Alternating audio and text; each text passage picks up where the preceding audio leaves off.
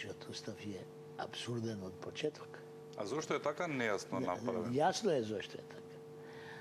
Нашиот устав беше нарачан од Киро Глигоров. И се измисли специјален термин кој го нема нигде во теоријата, дека ние не сме ни парламентарна демократија, ни председателска демократија, ами, ако се сеќавате, полупредседателска демократија. Е тоа, полу е тоа.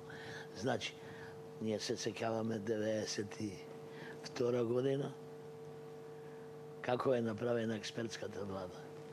Експертската влада е направена така што Киро Глигоров не сакаше како председател да го даде мандатот на првата, на ВМРО ДПМН.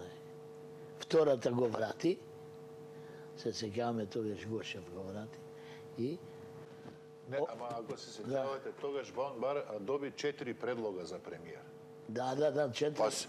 Па рече, мене не ми се допаѓа, не ми се допаѓа ние до новој. Не се сеќам во таа првична варијанта. Тие 4 предложи. Никола од ВМРО. Никола Клјусев не беше предложен во тие четворици. Не. Значи, он беше ставено, значи 4 имиња му давате и он седи председателот и си бира. И тогаш тоа беше во ред. И он вели, не ми се допаѓа мене никој од овие. Дајте друго дете.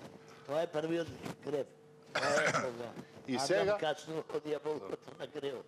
И сега некој вика, ама знаеш, пракса било, ако не формира првиот влада, тогаш на втората партија. Која пракса? Каде? И проблем бил Иванов. А во нашиот устав точно убаво се пишува.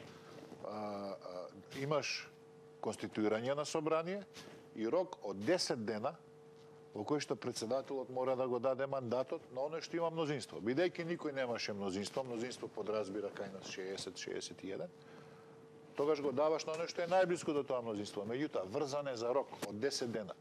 И затоа беше дадено без консултации.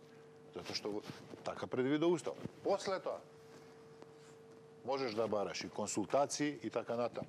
И меѓутоа, ситуацијата сега, која што се случува, е далеку поцивилизирана, далеку посовремена и поблиска до еден современ уставен систем, отколку што беше при формирање на експертската влада, кога овој седеше горе и вика, ова ми се допаѓа, ова не ми се допаѓа, вие сте вакви, такви, не бањати, никакви не, дајте друго дете.